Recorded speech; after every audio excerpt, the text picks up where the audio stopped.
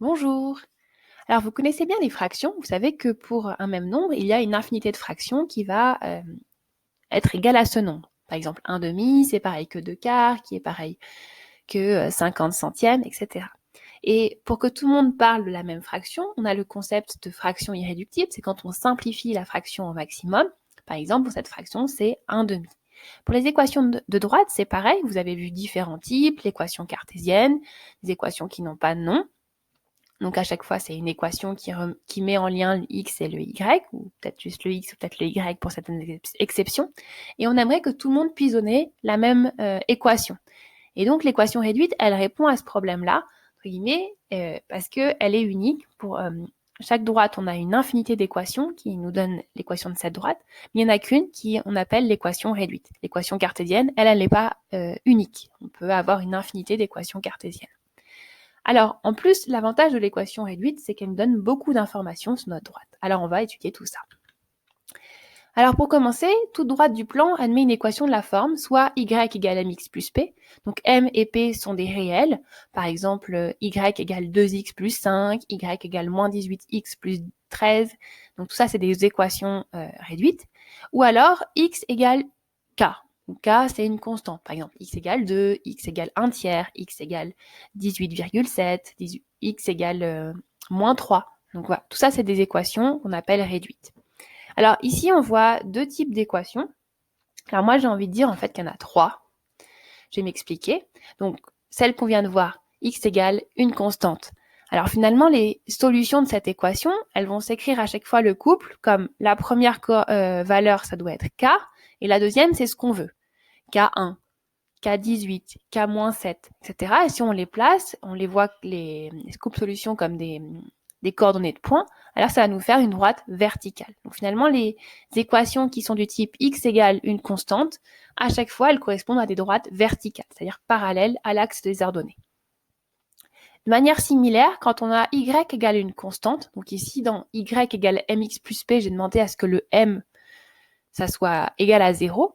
Alors, on peut aussi voir que les couples solutions, ça va être ce qu'on veut P, donc 1P, moins 3,7P, etc. Et que si on les place, en les voyant comme des coordonnées, alors ça va nous donner une droite horizontale, parallèle à l'axe des abscisses.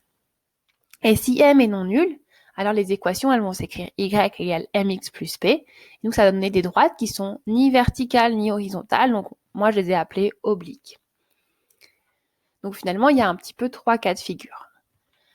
Alors, quand on a une droite qui est de la forme y égale mx plus p, où m est nul ou pas, hein, peu importe, je n'ai pas précisé, alors le m, on l'appelle le coefficient directeur de la droite D, et le p, on l'appelle l'ordonnée à l'origine. Alors, c'est des mots que vous avez déjà vus dans le vocabulaire des fonctions affines, et c'est pas par hasard, puisqu'on sait que la représentation graphique d'une fonction affine, c'est une droite, et une droite passe à une équation, c'est ce qu'on est en train de voir, et donc, finalement, c'est assez logique qu'il y ait des similarités, et même c'est plus que des similarités. C'est le même vocabulaire, c'est les mêmes mots. Et finalement, on peut faire une sorte de pont entre le monde des fonctions, le monde des équations et le monde des objets géométriques comme les droites. Alors, l'ordonnée à l'origine, qu'est-ce que ça veut dire? C'est l'endroit où la droite coupe l'axe des ordonnées. Donc, par exemple, pour cette droite-là, son ordonnée à l'origine, c'est 2. Ça veut dire que son équation, elle va s'écrire y égale mx, m que j'ai pas encore déterminé, plus 2. Pour celle-ci, l'ordonnée à l'origine, c'est 3, puisqu'elle coupe l'axe des ordonnées en 3. Et donc, ça veut dire que son équation, ça va être y égale mx plus 3. Celle-ci, c'est moins 3. Ici, ça a l'air d'être moins 3,5. Ici, c'est moins 4, etc. Donc, à chaque fois, il est plus ou moins simple, suivant la précision de lecture qu'on a, de lire l'ordonnée à l'origine sur un graphique.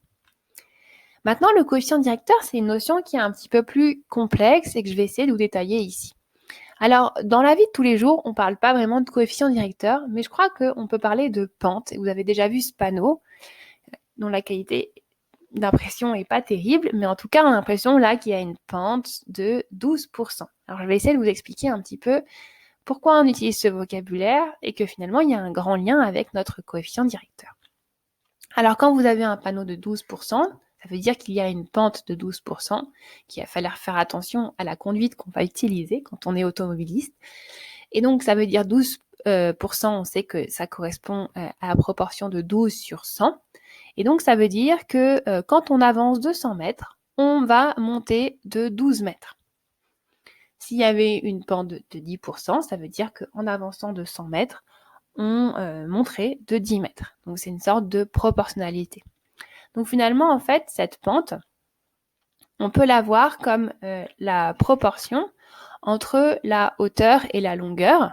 Donc, la pente, ce serait la hauteur, nos 10 mètres, sur notre longueur, les 100 mètres. Alors, ici, quand je parle de la hauteur, c'est quelque chose qui est positif. Mais on pourrait se dire, oui, mais par contre, la pente, elle est négative parce qu'on peut descendre. Alors ici, c'est la même chose, mais alors, vous voyez, j'ai mis une flèche qui va vers le bas. Et en fait, ici, la hauteur, on va la voir comme quelque chose de négatif. Tellement, quand j'avance, la longueur, elle est positive. Quand je recule, la longueur, elle est négative. Ça, c'est quelque chose qu'on voit bien par rapport aux coordonnées de points, par exemple.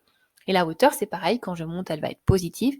Et quand je descends, elle va être négative. En fait, ici, le vrai mot que j'aurais dû utiliser, c'est la hauteur algébrique ou la longueur algébrique, parce qu'elle est associée à un sens. Alors que normalement, on aura envie de dire que la hauteur, elle est toujours positive, puisque on voit ça comme une longueur. Et une longueur est toujours positive. Enfin, longueur pas au sens là, mais au sens la longueur d'un segment, etc.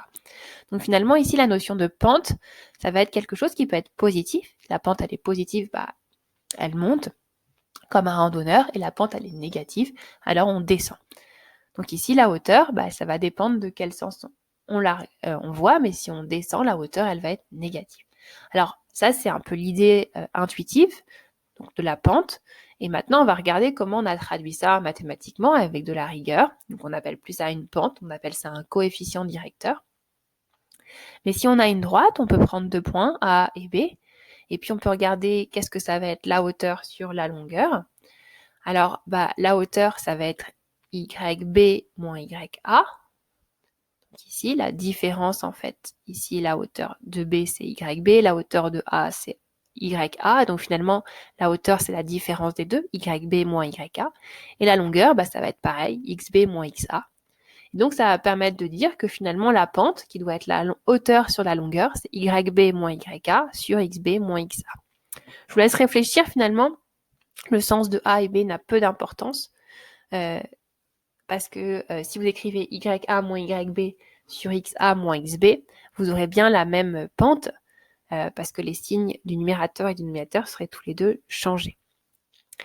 Donc finalement, ça nous donne une manière de donner notre coefficient directeur. Si par exemple, on connaît 2 points qui sont sur la droite, alors le coefficient directeur de la droite AB, c'est YB moins YA sur XB moins XA. C'est quelque chose qu'on va utiliser quand on va devoir déterminer l'équation réduite d'une droite à partir de 2 points qui appartiennent à cette droite. Alors, quelques cas particuliers, par exemple les droites Y égale K. Ça veut dire quand M y vaut 0, en fait M c'est le coefficient directeur, donc M égale 0, ça veut dire que leur coefficient directeur c'est 0. Alors en fait, on voit ici, elles sont horizontales, leur pente est nulle. Je n'ai pas monté, je n'ai pas descendu. Donc c'est cohérent avec ce qu'on a vu avant. Maintenant, les droites Y égale K, ici, on ne peut pas monter ou avancer parce que elles sont horizontales. Alors c'est des droites qui n'ont pas de coefficient directeur. Voilà. Donc pour résumer, les équations réduites de droite, c'est Y égale mx plus p ou x égale k. Et c'est à vous de savoir un petit peu, voir comment on lit ces critères, comment ça se représente à chaque fois. Et c'est vraiment important que dans votre tête, vous ayez ces 3 cas de figure qui apparaissent, que vous voyez dans quel cas elle est horizontale, elle est verticale, elle est oblique, qu'est-ce que ça veut dire M, qu'est-ce que ça veut dire P. Il faut que vous mettiez du sens derrière tous ces paramètres. Voilà, je vous remercie.